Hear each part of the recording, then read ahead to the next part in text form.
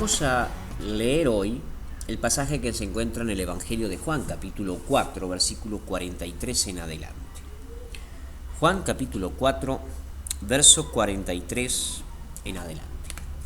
Allí leemos lo siguiente. Este incidente ocurre después que Jesús visitara Samaria y protagonizara el avivamiento espiritual del que hemos estado hablando en los domingos anteriores con el pueblo de Samaria. Entonces dice en el verso 43, 2 días después, Jesús salió de allí y fue a Galilea, porque Jesús mismo dio testimonio de que el profeta no tiene honra en su propia tierra. Cuando vino a Galilea, los galileos le recibieron, habiendo visto todas las cosas que había hecho en Jerusalén en la fiesta, porque también ellos habían ido a la fiesta. Vino pues Jesús otra vez a Caná de Galilea, donde había convertido el agua en vino, y había en Capernaum un oficial del rey cuyo hijo estaba enfermo. Cuando oyó que Jesús había llegado de Judea a Galilea, vino a él y le rogó que descendiese y sanase a su hijo que estaba a punto de morir. Entonces Jesús le dijo, si no viereis señales y prodigios, no creeréis. El oficial del rey le dijo, Señor, desciende antes que mi hijo muera. Jesús le dijo, ve, tu hijo vive.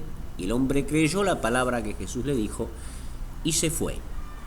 Cuando ya él descendía, sus siervos salieron a recibirle y le dieron nuevas diciendo, tu hijo vive. Entonces él les preguntó a qué hora había comenzado a estar mejor y le dijeron, ayer a las 7 le dejó la fiebre. El padre entonces entendió que aquella era la hora en que Jesús le había dicho, tu hijo vive, y creyó él con toda su casa. Esta segunda señal hizo Jesús cuando fue de Judea a Galilea.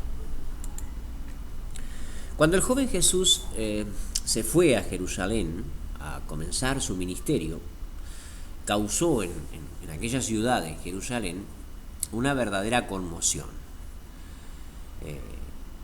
Y en la ciudad de Jerusalén habían asistido a la fiesta, una fiesta sagrada, una fiesta importante, mucha gente de Galilea, mucha gente oriunda de la zona de los pueblos donde Jesús había vivido la mayor parte de su vida.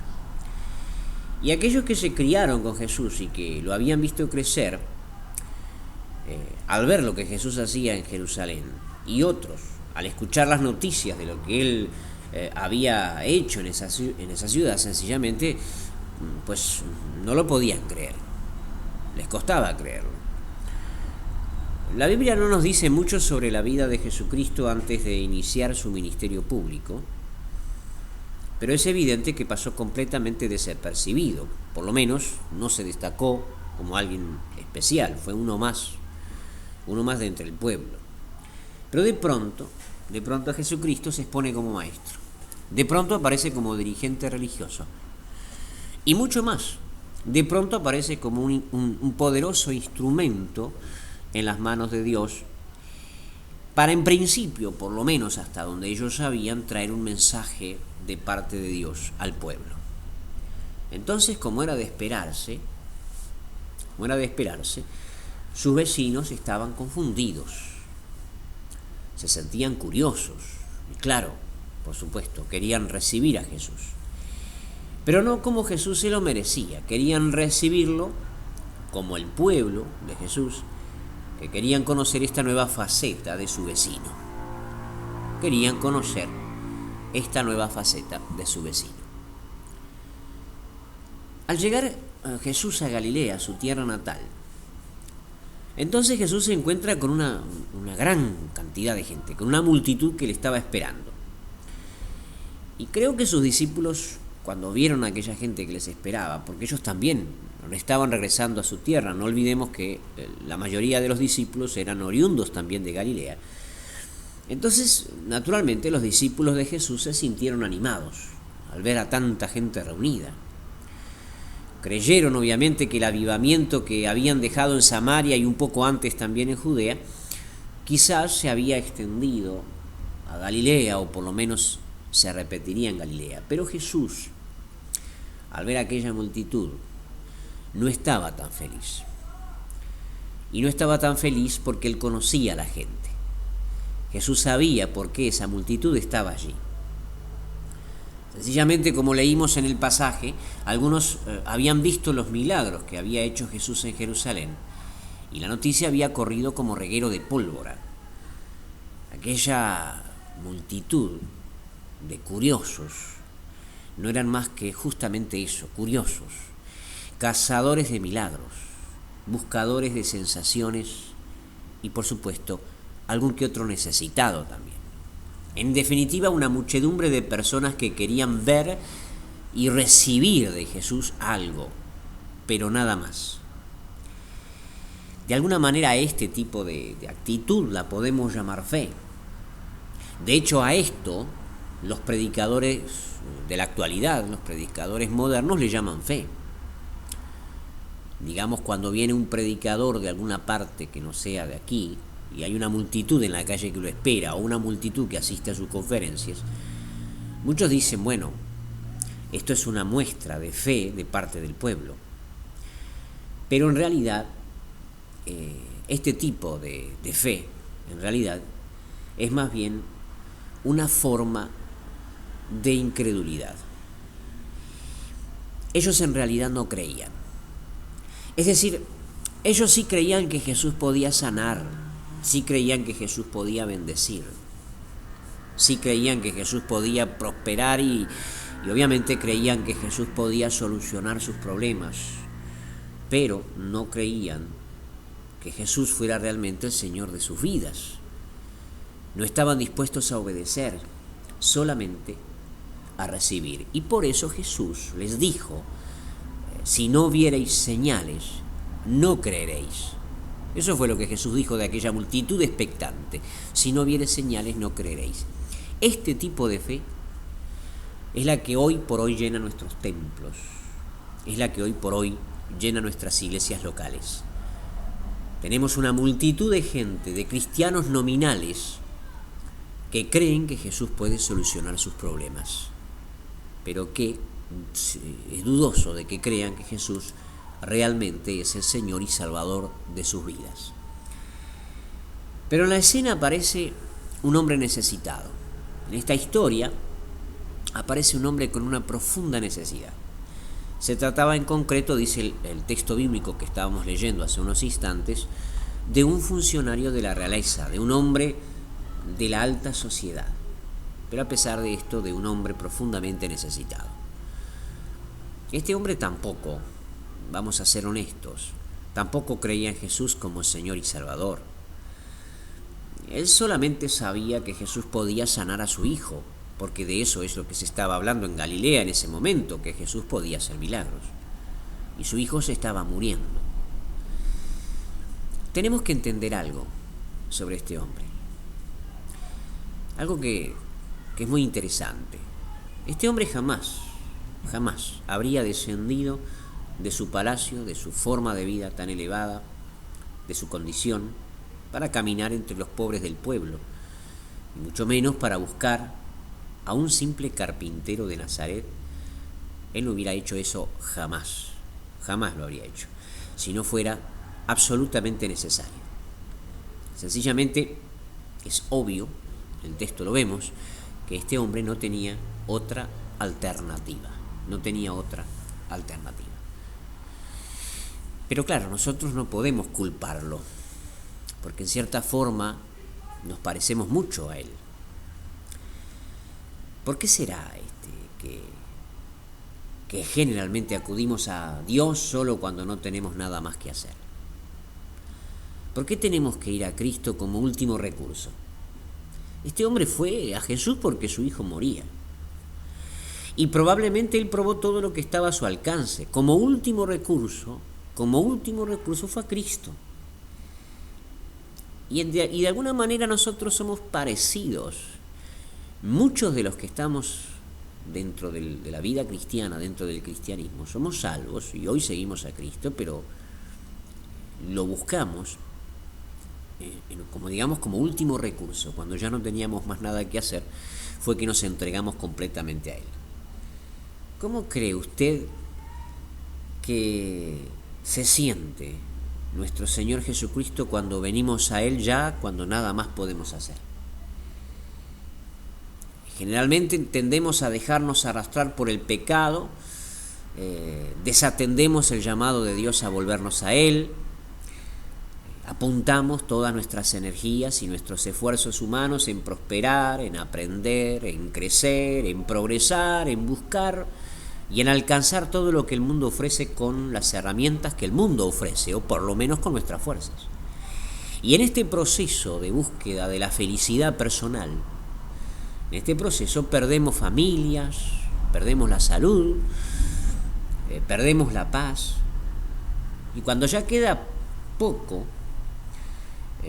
o ya no nos queda nada, cuando hemos fracasado, entonces venimos a Cristo y tratamos de consagrarnos y le pedimos ayuda.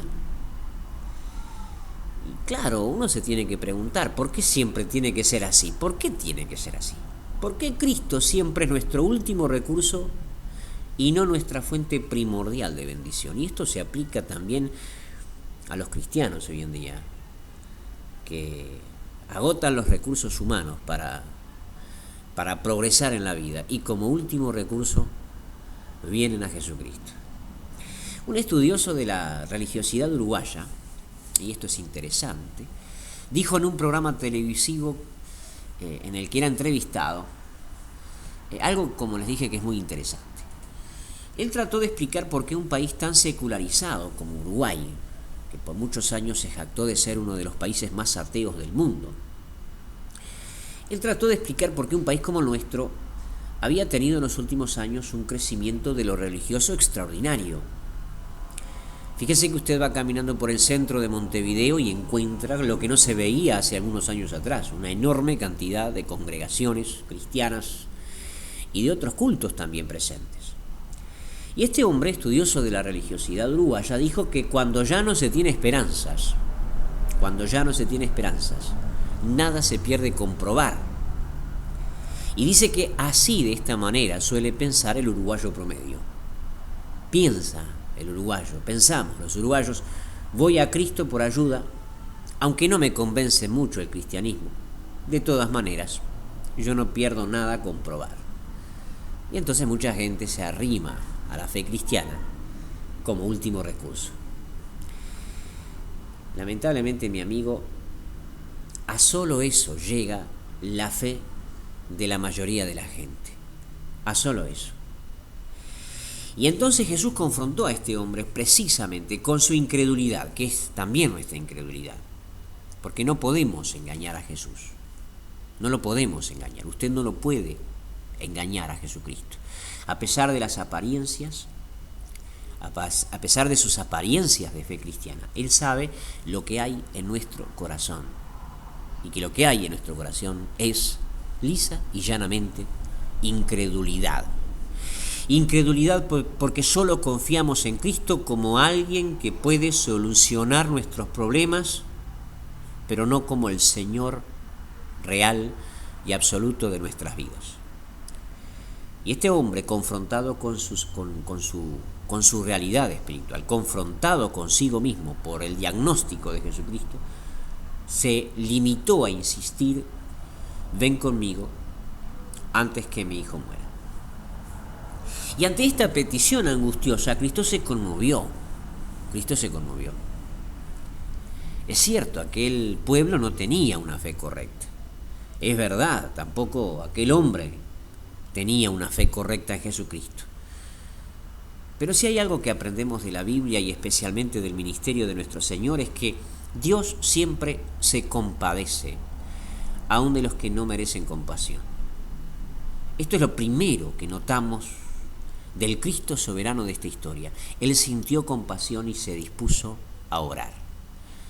Así que no te desalientes si tu fe es una fe tan liviana como la que estamos describiendo hasta este momento, porque de todas maneras la compasión y la gracia de Cristo puede superar nuestras debilidades. Sabemos bien que no merecemos que Cristo haga algo por nosotros, no lo merecemos. Porque con toda nuestra religiosidad, con toda nuestra fe, con toda nuestra devoción, con toda nuestra buena doctrina, con toda la apariencia de piedad que tenemos, no convencemos a Dios, no lo convencemos, porque Él ve lo que las personas no ven y lo que a veces nosotros mismos no somos capaces de ver. Él ve nuestro corazón, sabe realmente lo que somos, sabe quiénes somos, pero de todas formas actúa. De todas formas actúa. Y eso solo lo podemos atribuir a su misericordia, a su gracia, no a nuestra justicia. Pero lejos de actuar, Jesucristo, como todos esperaban que lo hiciera, lejos de hacerlo, Él actuó de forma soberana. Y actuó de forma distinta a como lo esperaban. Él sanó a la distancia, en primer lugar. Sanó a la distancia para precisamente no satisfacer la necesidad, la curiosidad de la gente. Note usted que Jesús no acompañó al hombre a su casa. No impuso las manos sobre el muchacho para que se sanara. Tampoco lo sanó ante la mirada de todos los que estaban allí, ni trató, mucho menos, no trató de usar su milagro o un milagro para convencer a la gente de nada. Jesús no actuó como actúan los predicadores modernos que pretenden hacer milagros en público para que la gente se sienta conmovida. Jesús se limitó en esta ocasión a decirle al hombre que se volviera a su casa, que su hijo vivía. En definitiva, como lo dijimos hace un instante, Jesús no actuó como la gente lo esperaba. En definitiva, aquel día las personas se decepcionaron de Jesús. Se decepcionaron. ¿Por qué? Porque Jesús no actuó como ellos esperaban. Y yo me pregunto en esta mañana, ¿cuántos de nosotros nos sentimos un poco decepcionados de Jesús porque Él no actúa en nuestra vida como nosotros esperábamos que lo hiciera? ¿Cuántas facturas creemos que podemos pasarle a Jesús? ¿Cuántas recriminaciones creemos que podemos hacerle a Jesús porque Él no actuó en nuestra vida como nosotros esperábamos que actuara? Y esto sucede, ¿sabe por qué? ¿Sabe por qué Dios actúa así? Porque Dios es soberano y Él actúa, por consiguiente, de forma soberana. Él actúa de la mejor manera para nosotros y no como nosotros queremos que sucedan las cosas. Y esto es algo que lo aprendemos, si no lo aprendemos por el estudio de la Biblia, lo aprendemos por la experiencia. Dios no actúa en nuestra vida como esperamos. En segundo lugar, Jesucristo sana a este muchacho por medio de su palabra. Él se limitó a dar la orden. Él dijo a este hombre afligido, ve, tu hijo vive. Y con ello fue suficiente. Fue suficiente. Porque la palabra de Cristo tiene poder. Mire, no cabe duda alguna. No cabe duda alguna. Mejor que tener un encuentro con Jesús, como lo afirman los defensores de los pobres libros de meditación diaria. Mejor que eso es estudiar y vivir la palabra de Dios en profundidad. Mejor que experimentar un toque de la presencia de Dios, como lo afirman los cristianos místicos de la actualidad y como lo cantan muchos cristianos en sus coritos, mejor que experimentar ese toque de la presencia de Dios.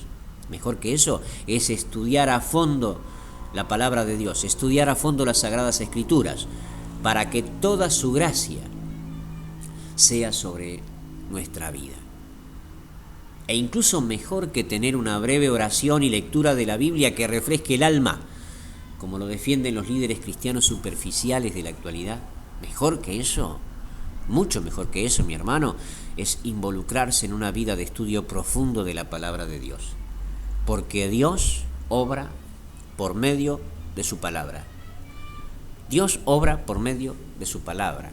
Y aquellos que quieran defender otro método afirmando que Jesús también sanó tocando a los enfermos, no deberían olvidar que Jesús es, además y fundamentalmente, el Verbo de Dios, es decir, la palabra encarnada de Dios.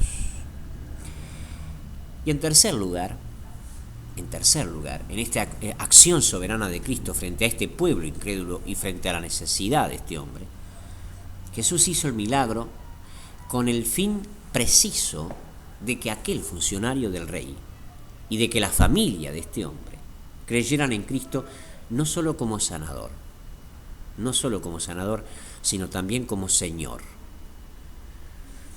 Sin duda, este hombre creía que Jesús sanaba. No nos cabe la menor duda de eso, porque si no creía que Jesús sanaba, no hubiera ido desde un principio a Jesús buscando una solución a su problema. Pero note usted que luego de que el milagro sucedió, otro tipo de fe bastante distinta a la que tenía antes y bastante diferente a la que tenía la multitud en ese momento. Otro tipo de fe, yo creo que más genuina y mucho más profunda, se despertó en este hombre y también en su familia. Esta fe es la fe en Cristo como Señor y Salvador, y no solo como el que soluciona los problemas. Este es el punto culminante y la meta final de lo que Dios hace en tu vida y de lo que Dios hace en mi vida. Que de una vez y por todas dejemos de seguir a Cristo de forma tímida, de forma poco comprometida, para que le demos voluntariamente el derecho de ser el único y absoluto Señor de nuestra vida y de nuestra conciencia. A eso apunta la gracia de Dios, a que nosotros lleguemos al punto en el que podamos rendirnos completamente a su señorío. La frase clave es rendición total a la voluntad de Cristo. Esta historia que hemos estado repasando hoy juntos tiene mucho que enseñarnos. Mucho.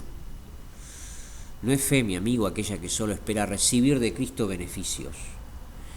No es fe esa que recurre a Cristo como el que va a solucionar los problemas en los que nos metemos, o el que va a arreglar los líos que nosotros mismos provocamos. Eso no es fe.